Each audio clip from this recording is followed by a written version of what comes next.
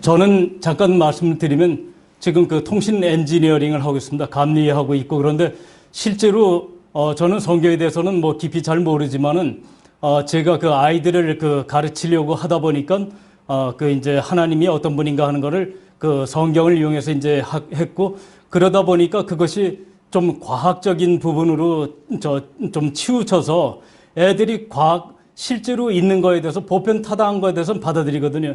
여러분들도 신앙을 이제 하지만은 역시 마찬가지로 머리가 있기 때문에 무엇이 옳고 그른지를 그 가리게 됩니다. 따라서 오늘 제가 여러분들을 이 프리오리 그러니까 선언적 그 과학자라고 말씀을 드리겠습니다. 왜 그러냐면 여러분들은 목사님들이시기도 하고 신앙을 가진 분이기도 하지만은 이 과학을 하는 사람이 아니라도 그것이 그러한지는 항상 생각합니다. 그래서 이것이 그러한지 여러분들이 따질 때 그런데 그런 것 없이 하나님이 계시는 걸 알게 됐단 말입니다. 어떻게 해서 그렇습니까? 그거는 옛날에 토마스 아퀴나스라든지 여러 이 철학자들이라든지 그런 분들이 자연만 봐도 하나님을 알았습니다. 어떻게 그렇습니까? 그거는 그런 내용, 그것만 봐도 선언적으로 하나님이 계신 줄 알거든요. 과거에 우리 선배들이 그랬습니다. 그래서 저는 바로 그 입장에서만 얘기하려고 합니다. 저는 신학이나 깊이는 모르기 때문에 제가 아는 부분에 대해서만 말씀을 드리도록 하겠습니다.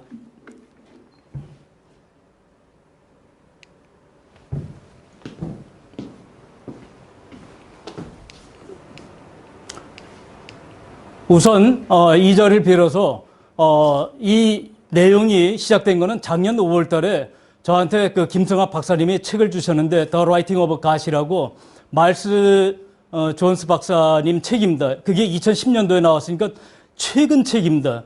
그런 여러 가지 책인데 1823년경에는 그림이라는 박사가 있습니다. 그런데 그분이 타무딕이 이것이 히브리어의 조상이다 하는 것을 밝히는 책이 있고 그쪽으로도 서기 2세기 BC 2세기서부터 그 이전에도 이런 지식을 가진 사람들이 있었습니다. 그거를 여러분들한테 소개를 하고자 하는 겁니다. 그래서 이 자리를 빌어서 짧은 기간이지만 이렇게 저는 히브리 글자는 모릅니다. 그런데 히브리 글자보다도 고대 글자들은 알게 되는데 그것이 그림 글자이기 때문에 이런 은혜를 주신 하나님께 영광을 돌리고 시작을 하고자 합니다. 이 내용에서 요 글자가 처음에 이렇게 잡았는데 이 책에 나오는 글자의 첫 번째가 요게 고대 이집트 BC 3000년 전 그러니까 5000년 전 글자들인 건 세상이 다 압니다. 그 다음에 요게 출애굽대의 글자입니다.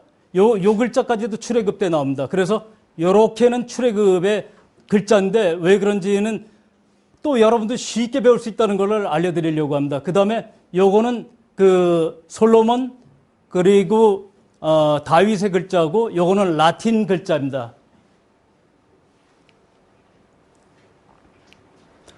차례는 간단하게 출애굽에 대한 거, 그 다음에 미디안에 대해서 잠깐, 그리고 아카마만 홍해 사건의 증거들에 대해서 과학적으로 공학적으로 어떤 게 우리가 알 수 있는 거고 어디까지가 믿을 수 있는 건지를 한번 말씀을 드리고 미디안 시내산 호렙산의 유적들에 대해서 미디안 토기까지 말씀드리고 그 다음에 금속학적 증거 자료로 르비딩 묘비석하고 그 다음에 메노라 바이 시팽 요것 역시 김성학 박사님이 최초로 발견해가지고 이 메노라 그림이 나옵니다. 그런데 메노라 그림보다도 더 중요한 게 그 옆에 문자들입니다. 이 메노라가 발견된 것도 참 대단한 일이지만은 여기에 문자들이 이 시기를 증명해주고 있다는 겁니다. 그림은 또 뒤에 새길 수가 있고 앞뒤를 가릴 수 있지만 글자는 못 속입니다. 그래서 그걸 말씀을 드리고 또 증거가 뭐냐면 야웨스톤입니다. 그 다음에 미디안 지역에 5000개 타무딕 문자석을 5가지가 있는데 그걸 설명을 제가 조금 할 수 있을 것 같습니다. 그 다음에 마지막으로 알파벳의 기원인데 저희들을 이제 이렇게 냉정하게 보고 작년 9월 달에 비판했던 분 중에 한 분이 최광현이라고 논찬자인데 이분이 이런 말을 했습니다. 성서의 기록을 학술적으로 연구한다는 것은 곧 신앙인이든 비신앙인이든 모든 사람들이 납득할 수 있는 과학적이고 보편타당한 방법으로 연구 대상을 분석하고 결론을 도출한다는 것을 의미한다. 이거 작년에 이제 얘기 나왔던 건데 참고적으로 말씀을 드립니다.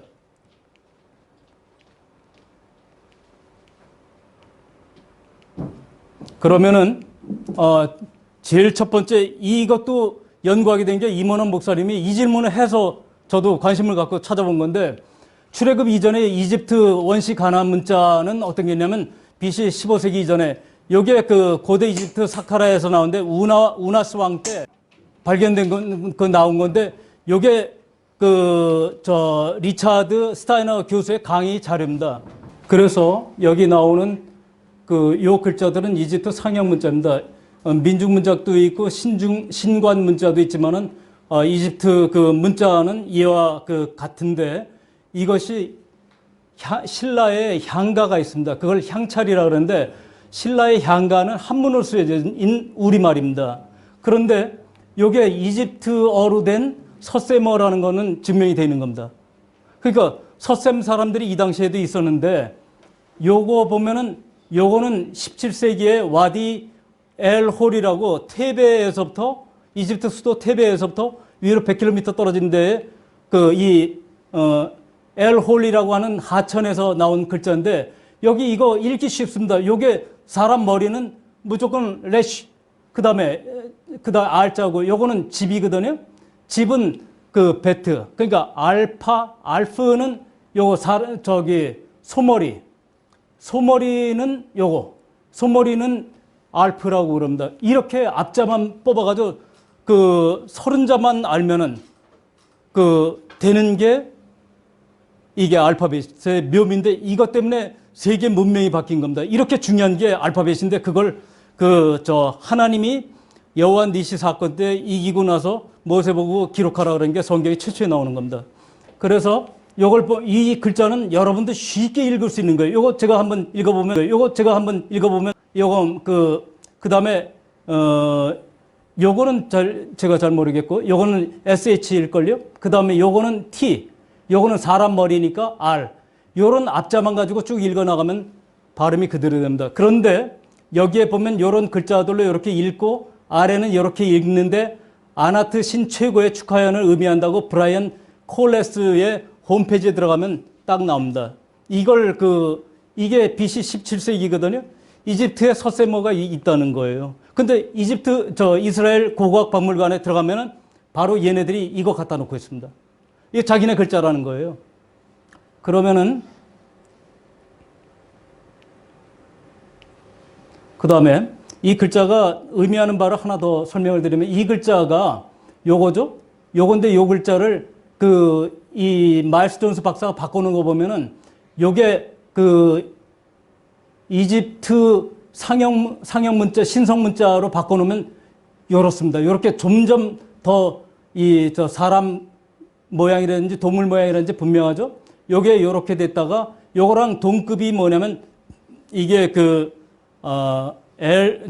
세라빗 엘 카뎀이라고 시나이 반도에서 발견된 BC 17세기 글자입니다. 이렇게 요 글자가 히브리 내지는 가나안의 글자라는 것이 증명이 되어 있습니다. 이거는 이미 논문이고 상식이에요. 자, 그 다음에 그래서 요게 한 가지 알파벳 문자이고 자서 문자이고 그 뜻 해석이 있어서 어법상 고대 히브리어와 가깝다, 이거를 말씀을 드리고 넘어가겠습니다.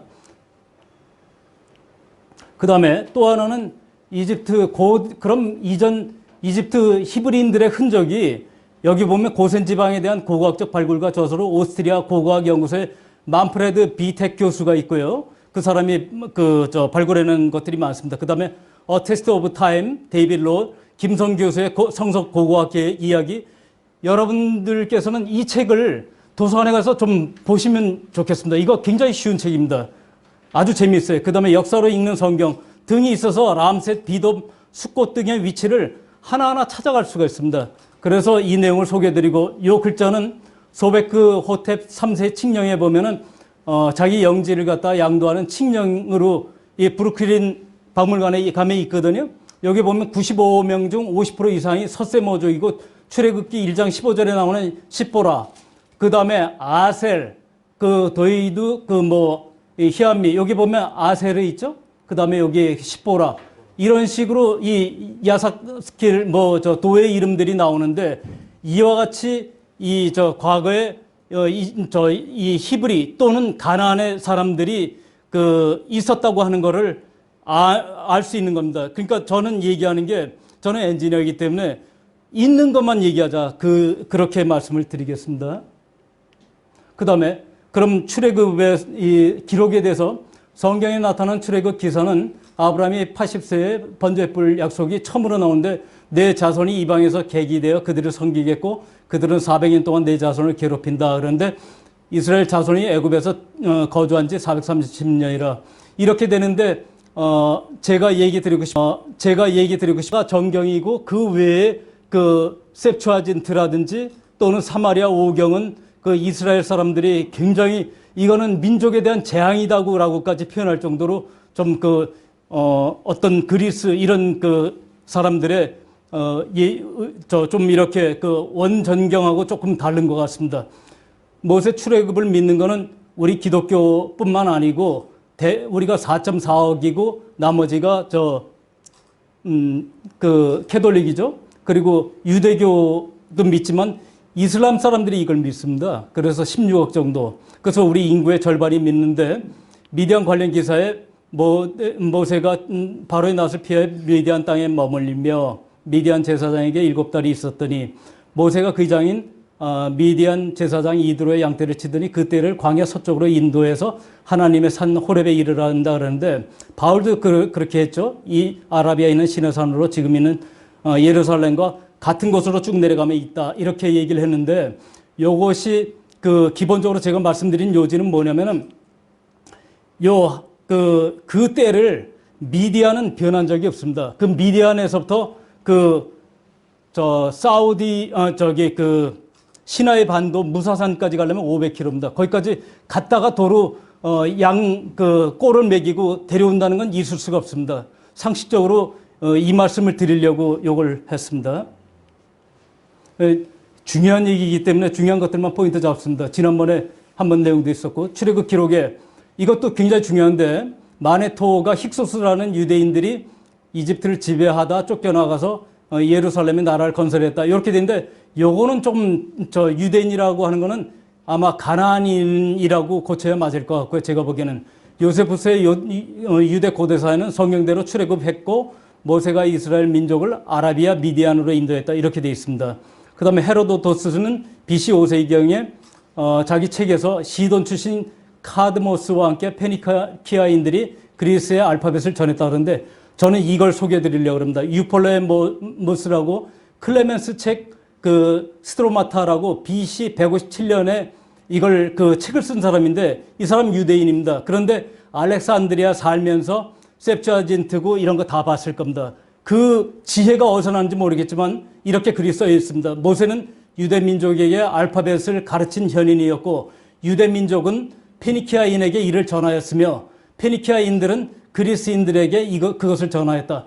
역사를 배우려면 똑바로 배워야 된다는 겁니다. 그러니까 이런 역사가 있는데 이런 역사를 소개 안 한다는 겁니다. 그래서 여러분들께서는 역사에 이런 부분이 있다는 거 이거가 그냥 저한테 강의로만 듣지 마시고 이것이 사실인지 아닌지 찾아보시기 바랍니다. 그 다음에 이스라엘의 3대 명절하고 메르넵타 요거는 람세스 2세의 아들이죠.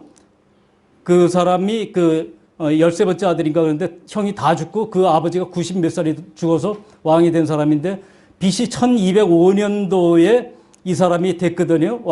정벌을 나와가지고 거기에 이런 비석들이 그런데 요거 신전에 그러니까 테베 신전 안에 있던 겁니다. 그래서 이집트에서 발견된 건데 요 끝에 요걸 보면은 Israel is wasted, its seed is not.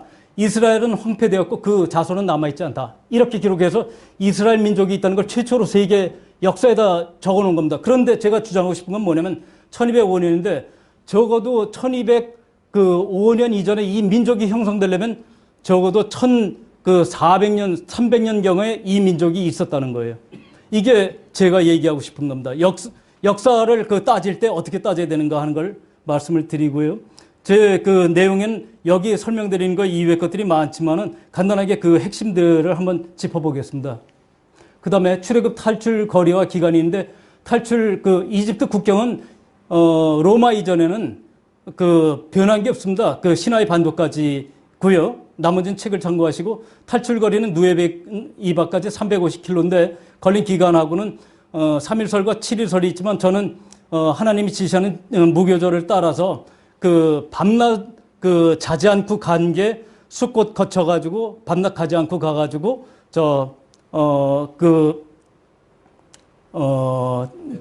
에담 광야까지 한 4일 정도 이렇게 가지 않았겠는가. 그리고 나머지 그 돌구치는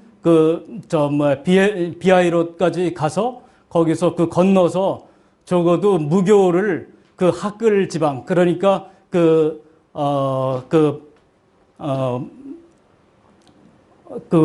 누에바 건너편까지는 먹었던 것 같습니다. 그래서 여기에 다른 거는 다 생략하고 야곱 경우에 새끼 뵌 목축하고 여인들까지 동반해서 하란에서 길르앗까지 약 1일 48km로 도달한 기록이 떨기나무 투에도 나와 있는데 이런 기록으로 봐서 창세기에 이렇게 나와 있거든요.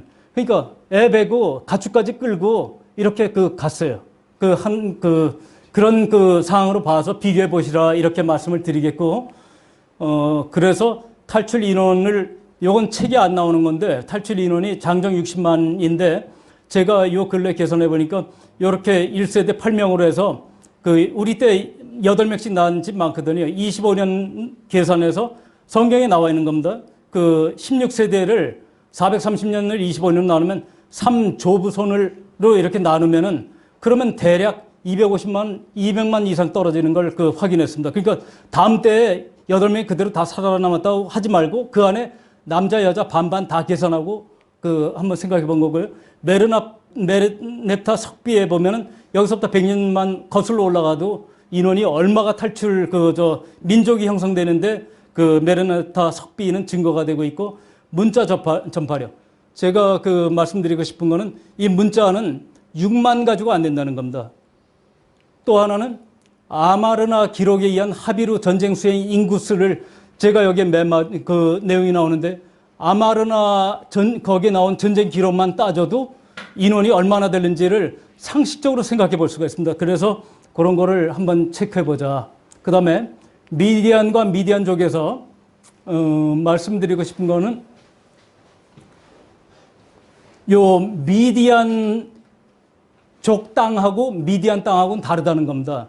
여기 보면 창세기에도 이스마엘 미디안 상인들이 길르앗에서 요셉을 애굽까지 데려간 사실이 있고 가나안에도 거주한 바가 있고 출애굽 시대 정복 전쟁에 미디안족이 걸터 앉아가지고 가나안에서 싸우고 이런 게 나오지만은 미디안 땅은 한 번도 바뀐 적이 없다.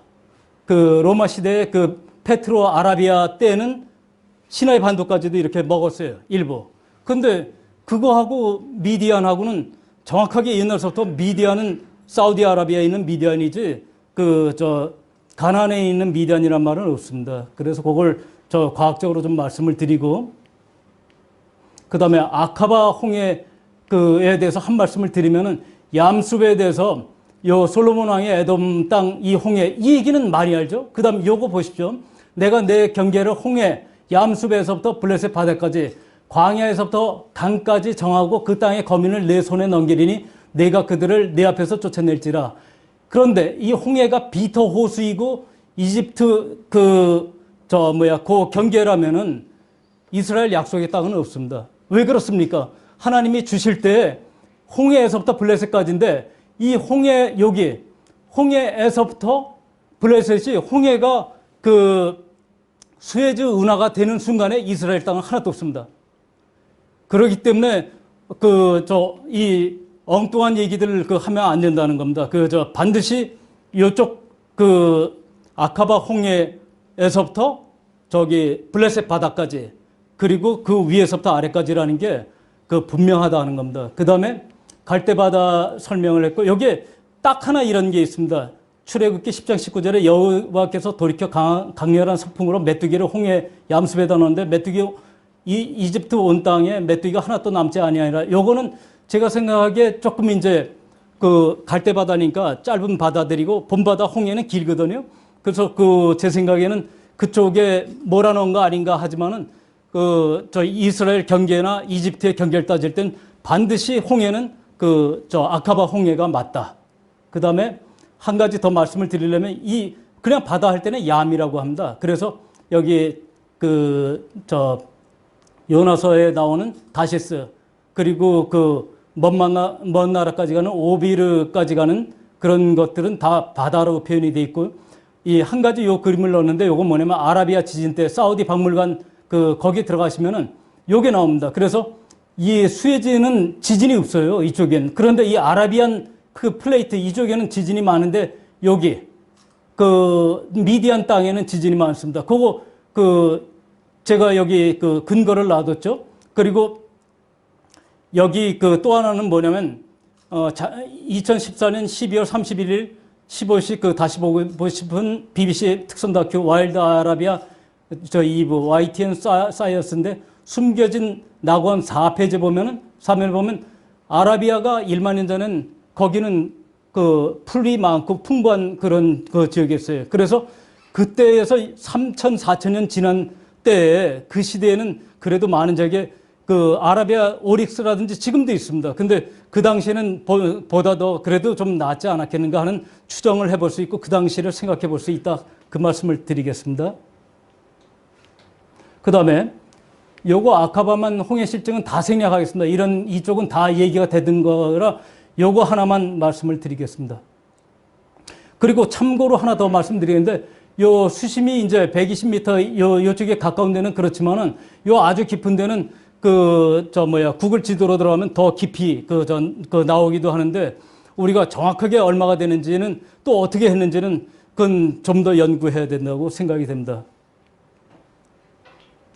여기에 이집트 병거 논문을 제가 세계 병거 학회 논문들을 쭉 찾아보면은 이집트 병거가 이런 것들이 있습니다. 제임스 K. 호프마이어 저서 내용에 보면은 요 논문에 1976년이니까 세상에 누에이바 바다 앞에 그런 게 있다는 거 전혀 모르는 때 이 논문입니다. 이 논문에 뭐라고 되냐면 이집트 병거의 이 수레바퀴에 4바퀴는 힉소스 때부터 도입이 됐고 6바퀴는 많습니다. 18왕조의 초중엽서부터 이렇게 진행이 되고 요거는 투트모세를 4세를 기준으로 해서 요 앞에 그러니까 출애굽 당시나 그 전서부터 그때까지만 와서 딱 끊어집니다. 그러니까 이거에 대해서 세계 병거학회 호프마이어 이갈 야딘 그 다음에 나시프 모헤메드 하산에게서 증거 사실을 찾을 수가 있는데요. 요거에 대해서 이 사람은 뭐라 그러냐면 이 사람은 이런 논문을 해서 이 8바퀴가 나타나는 거는 18왕조다. 그러니까 19왕조는 람세스 2세고요.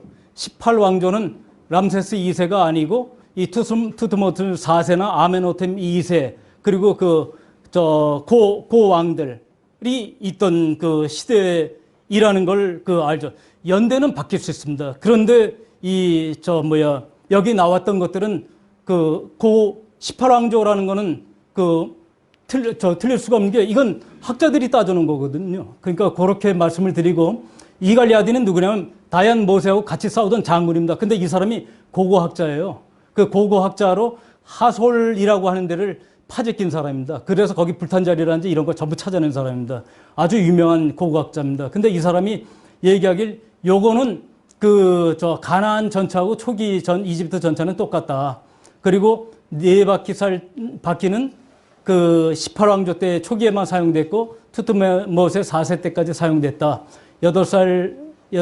8바퀴살 병거는 투트모세 4세 전차도에서 보이고 일시적으로 사용됐고 아케나텐 전차도에서도 잠시 보이지만 실용성이 떨어져요. 이걸 이렇게 돌리면은 요즘 비행기들 빨리 돌아야 되잖아요. 이것도 마찬가지예요. 그 당시 전투가 최고인데 선회가 늦어서 이게 실패한 거 아니냐 그런 추측을 했고요. 그 이후로는 튼튼한 6살축 전차만이 사용됐고요.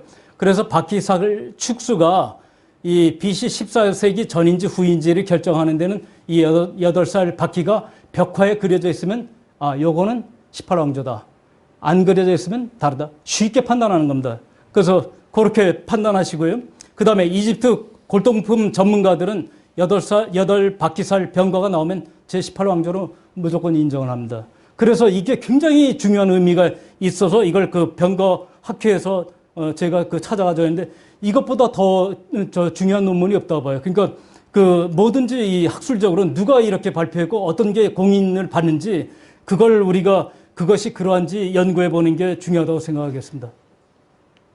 그 다음에 요거는 아카바만 홍해 실증에 이제 김승환 박사님이고 김승환 박사님 차가 이제 하클 지방에 있는 건데 요 맞은편에 있는데 요게 적색 화강암은 이집트 남단의 채석장인데 거기서부터 이 멜러가 얘기하기를 멜러 박사가 그 강력한 재력이 아니고는 설치가 어렵다고 책에 써 있습니다. 즉 거기 남단의 수에즈 남단 이집트 남단에서 이 돌을 꺼내 가지고 그 돌을 꺼내서 여기다가 이 맞은편에 정확하게 갖다 놓을 사람은 솔로몬밖에 없지 않냐. 그런데 저는 거기까지만 그 생각을 하고요. 그 뒤에 요점, 그러니까 여기하고 요게 있는 거는 바닷속에다가 갖다가 끌어 묻었습니다. 이 사우디 사람들이.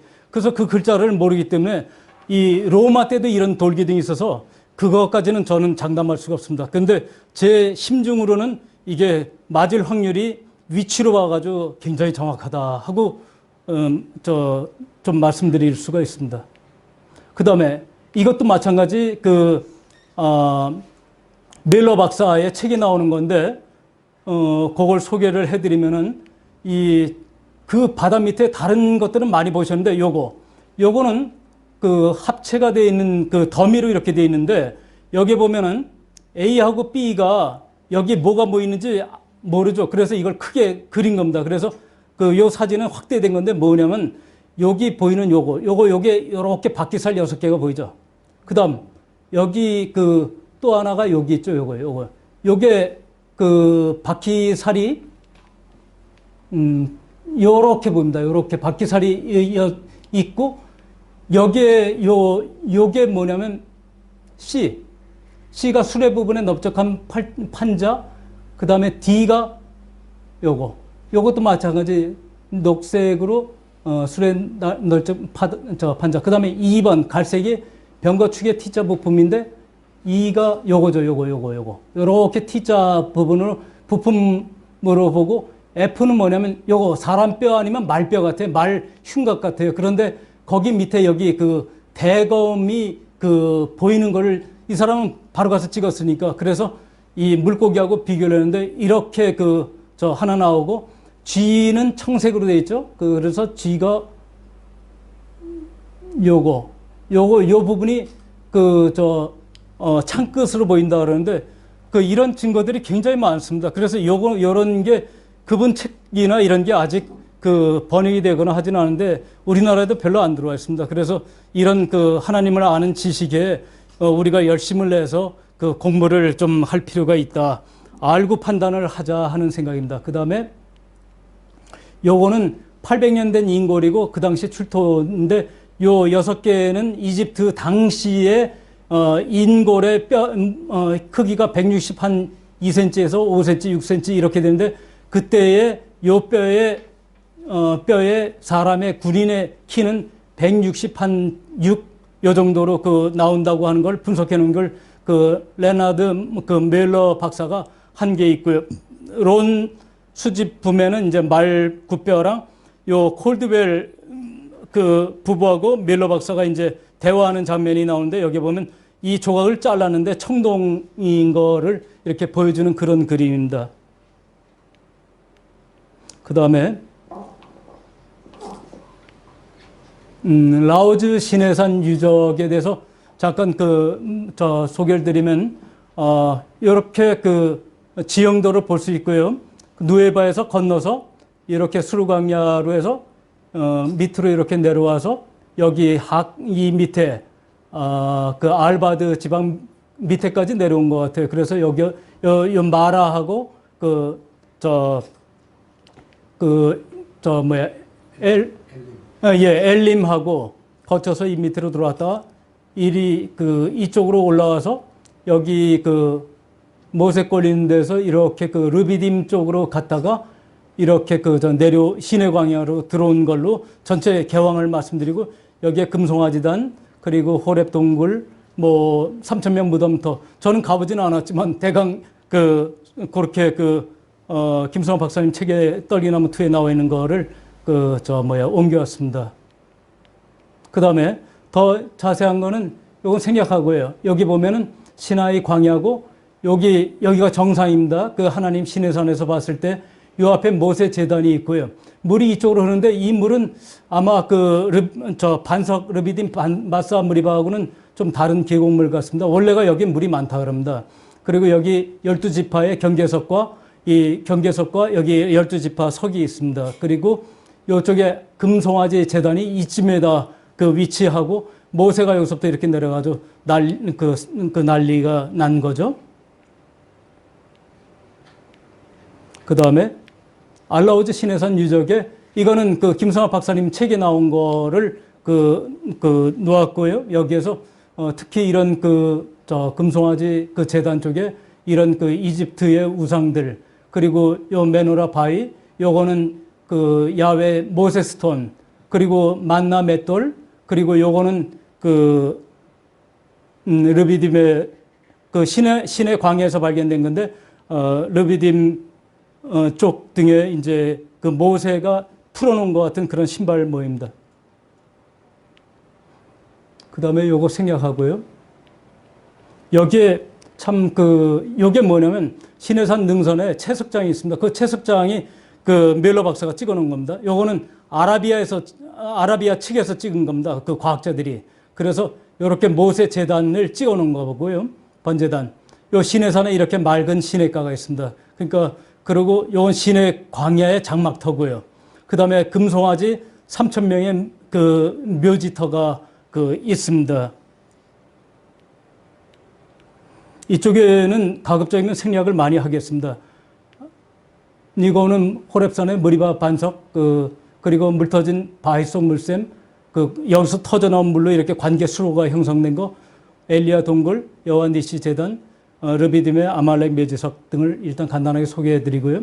그 다음에 이 미디안 토기도 중요한데, 미디안 토기의 특징은 중크롬산 유역이 특징입니다. 그래서 요거는 꾸레야 출토의 후기 청동기, 요때 BC 13세기경이라는데 도기 파편으로 베노 로덴베르그가 이걸 증거물로 제시한 겁니다. 그래서 이건 논문에 다 있는 겁니다. 그런데 이거하고 같다는 겁니다. 이건 김승환 박사님의 가져온 톡인데, 그 중에 하나를 제가 유심히 찍었어요. 그래서 요거하고 요 뒤에 전시되어 있는 게 바로 요거랑 똑같습니다. 그래서 제 얘기는 뭐냐면, 책에다 이런 말을 썼습니다. 이 둘을 괜히 이거 그 뒤에 거 엉뚱한 거 가져왔다 그러지 말고, 갖다가 요 중크람산 이 유약인지 아닌지 서로 비교해보면, 이 두 개를 비교해보면 되거든요. 시험해봐라. 그리고 나서 말해라 하는 거죠. 그 다음에 요건 만나 맷돌이고요.